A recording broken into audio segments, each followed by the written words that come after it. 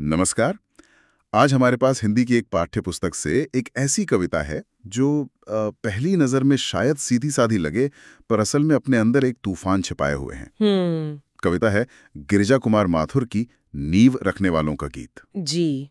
अब देखिए, गिरिजा कुमार माथुर का नाम जब भी आता है ना, तो लोगों को अक्सर छाया मत छूना याद आती है। बिल्कुल, उनकी सबसे प्रसिद्ध कविताओं में से एक है। हाँ, मतलब रोमानी और थोड़ी दार्शनिक कविताएं, वो भाषा और कल्पना के साथ खेलने वाले कवि के तौर पे जाने जाते हैं। सही।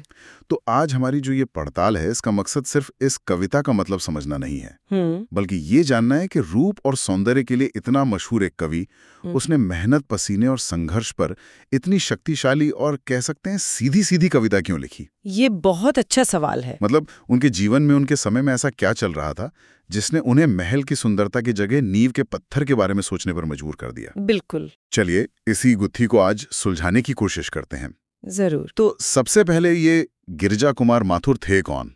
सोर्स बताता है कि 1919 में जन्म हुआ मध्य प्रदेश में। पिता भी कवि थे, घर में पढ़ाई लिखाई का माहौल था जी। लेकिन एक लाइन है जो ध्यान खींचती है कि उनका जीवन विविधताओं का चलचित्र था। ये सुनने में तो बहुत अच्छा लगता है, पर इसका असल मतलब क्या था? देखिए, ये लाइन ही उनके पूरे व्यक्तित्व को समझने की एक तरह से चाबी है। अच्छा। माथुर साहब एक जगह या एक सोच में बंध कर रहने वाले इंसान नहीं थे। वो एक ऐसे चौराहे पर खड़े थे जहां से कई रास्ते जा रहे थे। जब हम कहते हैं कि वो तार सप्तक के एक प्रमुख कवि थे, हाँ, ये नाम आता है, तो ये कोई छोटी बात नहीं है। तार सप्तक ये नाम अक्सर हिंदी साहित्य में आता है, पर कई लोगों के लिए ये बस एक भारी भरकम शब्द जैसा है। ये था क्या असल में, और इतना जरूरी क्यों माना जाता है? सोचिए, 1943 का साल है, एक किताब छपती है जिसमें 7 नए जवान कवि हैं। 7 कवि? हाँ, ये वो लोग थे जो कविता की पुरानी चाल से मतलब ऊब चुके थे। वो कह रहे थे कि अब बहुत हुई चांद तारों और फूलों की बातें। अच्छा। अब हम उस भाषा में लिखेंगे जैसी हम असल में जीते हैं, उन चीजों के बारे में लिखेंगे जिन्हें हम महसूस करते हैं। तार सप्तक एक तरह का घोषणा पत्र था, एक बगावत थी, एक साहित्यिक बगावत। बिल्कुल। तो गिरिजा कुमार माथुर उस विद्रोही पीढ़ी का हिस्सा थे जो हर चीज पर सवाल उठा रही थी। तो मतलब वो एक तरह के साहित्यिक आंदोलन का हिस्सा थे। और सोर्स में प्रयोगवाद और प्रगतिवाद का भी जिक्र है। इनमें क्या फर्क था? यही तो सबसे दिलचस्प बात है। ये दो समानांतर धाराएं थीं जो एक साथ चल रही थी। अच्छा। एक तरफ था प्रगतिवाद जो मार्क्सवाद से प्रभावित था। उसका जोर था समाज के दबे कुचले मजदूर, किसान, उनकी आवाज उठाने पर। मतलब कला समाज के लिए। एकदम। और दूसरी तरफ था प्रयोगवाद, जिसका मानना था कि कविता को पहले कला होना जरूरी है। वो भाषा, रूप, शैली, इन सब के साथ नए नए प्रयोग कर रहे थे। वो कह रहे थे कि अगर विचार नया है तो उसे कहने का तरीका भी नया होना चाहिए। अच्छा, तो एक का फोकस था क्या कहना है और दूसरे का कैसे कहना है। बिल्कुल। तो माथुर साहब कहाँ थे सब में? वो इन दोनों के संगम पर खड़े थे। यही उनके विविधताओं का चलचित्र होने का सबूत है। मतलब दोनों का मेल था उनमें। जी। उनकी कविताओं में आपको प्रयोगवाद की तरह भाषा की नई ताजगी और बनावट मिलेगी, लेकिन साथ ही प्रगतिवाद की तरह एक गहरा सामाजिक सरोकार भी दिखेगा।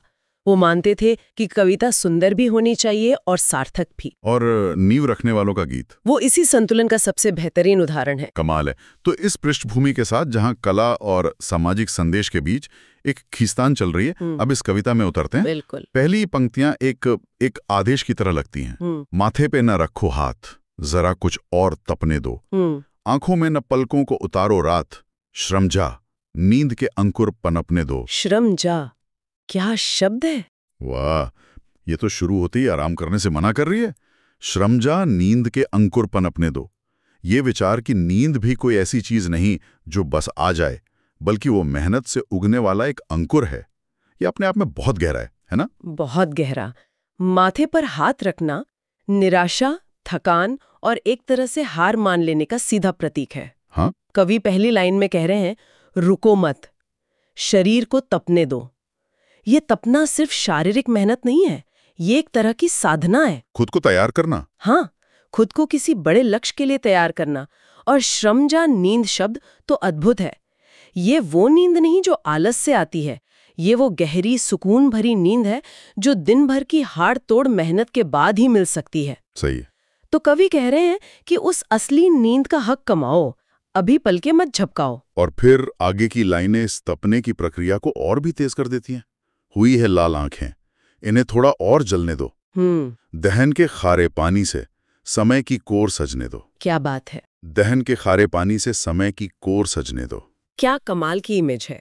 ये सोचना कि पसीने और आंसुओं से भविष्य की तस्वीर बनती है, ये तो बहुत पावरफुल है। बिल्कुल। यहाँ दहन का मतलब क्या सिर्फ मेहनत की आग है या कुछ और भी? ये सिर्फ मेहनत की आग नहीं है, ये त्याग की आग है। लाल आंखें लगातार जागने और परिश्रम का नतीजा हैं।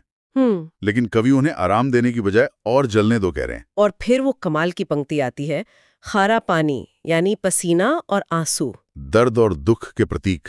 हाँ, आमतौर पर इन्हें दर्द और दुख से जोड़ा जाता है, लेकिन यहाँ कवि इन्हें एक रचनात्मक शक्ति बना रहे हैं। वो कह रहे हैं कि इसी दर्द और त्याग से समय की कोर यानी भविष्य का किनारा, भविष्य की रूपरेखा, हाँ, भविष्य की रूपरेखा सजेगी। ये एक बहुत ही क्रांतिकारी विचार है, जहाँ दुख एक सजावटी चीज बन जाता है। तो एक तरफ कवि कह रहे हैं कि मेहनत करते रहो, रुको मत। हाँ, लेकिन सवाल उठता है किस चीज के लिए? बिल्कुल, लक्ष्य क्या है? और यहीं पर कविता है बहुत दिलचस्प मोड़ लेती है, जहां वो छोटे मोटे सुखों को पूरी तरह खारिज कर देते हैं। सहज का सुख नहीं मंजूर, छोटी तृप्तियां बेकार, उठे जब तक न मिट्टी से नया संसार, तुरत की चैन रंगीनी सभी निसार। यहाँ कविता का जो केंद्रीय दर्शन है वो सामने आता है। बिल्कुल। कवि को व्यक्तिगत मतलब जो तात्कालिक सुख सुविधाएं हैं वो मंजूर नहीं है। सहज का सुख यानी बिना मेहनत के मिला आराम, और छोटी तृप्तियां, हाँ, रोजमर्रा की छोटी मोटी खुशियां, ये सब उनके लिए निस्सार है यानी अर्थहीन है। और उन्होंने एक शर्त भी रखी है, उठे जब तक न मिट्टी से नया संसार। ये तो सीधे सीधे प्रगतिवादी विचारधारा की आवाज लग रही है ना? आपने बिल्कुल सही पकड़ा। एक सामूहिक लक्ष्य, एक बेहतर समाज बनाने का सपना। यही तो प्रगतिवाद का मूल मंत्र है, व्यक्तिगत सुख से ऊपर समाज का हित। वो कह रहे हैं कि मेरी व्यक्तिगत शांति का तब तक कोई मतलब नहीं जब तक मैं अपने आसपास एक नया बेहतर समाज बनता हुआ ना देख लूं। ये नया संसार सिर्फ एक सपना नहीं है, ये एक ठोस लक्ष्य है जिसके लिए किसी भी तरह का आराम और चैन कुर्बान किया जा सकता है। और फिर वो इस बात को और साफ करते हैं जब वो नकल और दिखावे पर चोट करते हैं। मिलाना खींच छोटी डोर के दो छोर, लगाना गांठ मुश्किल है, किसी के पहनकर उतरन, समझना पालिया त्रिभुवन, मुलम्मा भुलावा छल है जी। असल सुख के लिए मेहनत। मतलब साफ है। मुझे ऐसा लगता है कि यहाँ वो सिर्फ जीवन के बारे में नहीं बल्कि शायद कला के बारे में भी बात कर रहे हैं। अच्छा, कैसे? जैसे किसी की नकल करके कुछ बना लेना, पहनकर उतरन आसान है, लेकिन मौलिक रचना करना, एक मजबूत गांठ लगाना, वो मुश्किल है और असली सुख उसी में है। क्या बात है, ये बहुत गहरी व्याख्या है। ये पंक्तियां दो स्तरों पर काम करती हैं। बिल्कुल। अच्छा। सामाजिक स्तर पर इसका मतलब है कि उधार के विचारों या सतही समाधानों से समाज नहीं बनता। समाज बनाने के लिए बुनियादी मुश्किल काम करना पड़ता है। सही। योगवादी एक साथ आकर कह रहे हैं, चाहे समाज हो या कविता, असली चीज मेहनत से ही बनती है, शॉर्टकट से नहीं। ठीक है, तो लक्ष्य बड़ा है, रास्ता मुश्किल है और दिखावा नामंजूर है। लेकिन कवि इस रास्ते की थकान से भी अनजान नहीं है। वो आगे कहते हैं, हाँ, वो यथार्थवादी है। पसीने से बनेगा पथ, थकान है खींचने की, इसलिए छूट जाएगा क्या राह में ही सूर्य निर्मित रथ। यहाँ फिर एक बहुत शक्तिशाली कल्पना है। रास्ता फूलों का नहीं है, पसीने का है, और जाहिर है उस पर चलना थकाएगा। लेकिन फिर कवि एक ऐसा सवाल पूछते हैं जो असल में एक चुनौती है। एक चुनौती? हाँ, सूर्य निर्मित रथ यानी एक ऐसा भविष्य जो सूर्य की तरह उज्जवल और तेजस्वी है। वो पूछ रहे हैं कि क्या हम महज थकान की वजह से इतने शानदार भविष्य के सपने को रास्ते में ही छोड़ देंगे? और एक ऐसा सवाल है जिसका जवाब भी उसी में छुपा है। बिल्कुल, ये एक रिटोरिकल क्वेश्चन है जिसका जवाब है नहीं, बिल्कुल नहीं। मुझे ये सूर्य निर्मित रथ वाली बात बहुत अच्छी लगी। क्या ये रथ सिर्फ एक बेहतर भविष्य का प्रतीक है या ये खुद वो रचना भी हो सकती? मतलब वो कविता, वो समाज जो इस सारी मेहनत के बाद बनेगी। ये दोनों हो सकता है। बिल्कुल बिल्कुल। ये उस भविष्य का भी प्रतीक है जिसे सब मिलकर बनाएंगे, और उस व्यक्तिगत महान रचना का भी जिसे एक कलाकार अपने संघर्ष से जन्म देता है। संदेश साफ है, मंजिल इतनी शानदार है कि उसके सामने थकान जैसी छोटी मोटी बाधाओं का कोई मतलब नहीं है। और अब कविता उन पंक्तियों पर पहुंचती है जो मेरे हिसाब से इसका दिल है, इसकी आत्मा है। हाँ, कविता का सार। अंतिम और सबसे मार्मिक पंक्तियां, इसी से जिंदगी की तिक्त, कड़वी, कटीली अनुभूति मन में और पचने दो।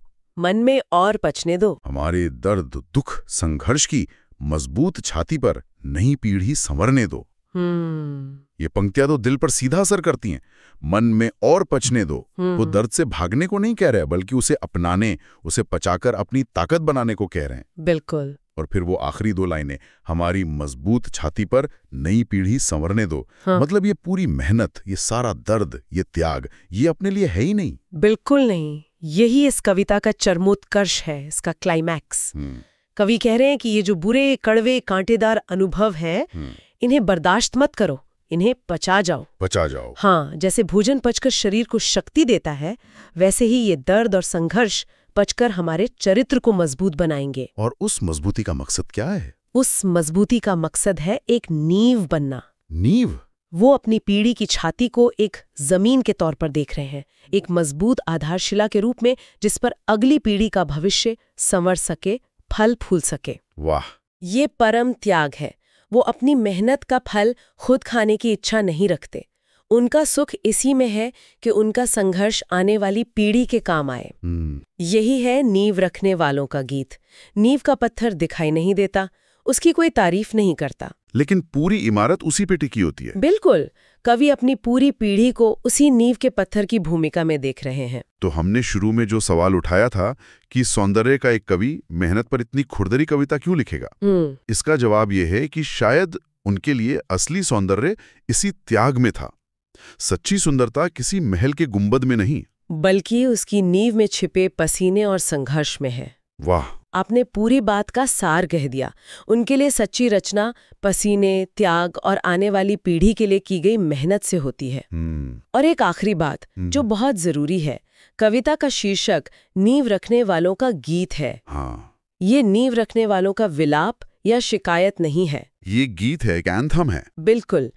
ये उस संघर्ष में ही एक गरिमा, एक गौरव और एक उत्सव ढूंढता है। वो इसे एक बोझ की तरह नहीं, बल्कि एक ऐसे गीत की तरह देखते हैं जिसे गर्व से गाया जाना चाहिए। और ये हमें आज के लिए एक बहुत जरूरी सवाल पर छोड़ जाता है। क्या? आज के दौर में जहां हर चीज तुरंत चाहिए, जहां इंस्टेंट ग्रेटिफिकेशन हमारी आदत बन गई है, वहां इस कविता का सहज का सुख नहीं मंजूर वाला संदेश कितना प्रासंगिक है। बहुत प्रासंगिक है। क्या हम उस धीमी, थकाऊ और अक्सर अदृश्य रहने वाली मेहनत की इज्जत करते हैं जो किसी भी महान चीज की नींव में होती है? हमारे आज के समाज की नींव रखने वाले वो लोग कौन हैं, और क्या हम उनके गीत को सुन भी पा रहे हैं? तो बच्चों, आज की वीडियो में बस इतना ही। मुझे उम्मीद है कि ये चैप्टर आपको अच्छे से क्लियर हो गए होंगे। मिलते हैं नेक्स्ट वीडियो में, तब तक के लिए पढ़ते रहिए, मुस्कुराते रहिए। धन्यवाद।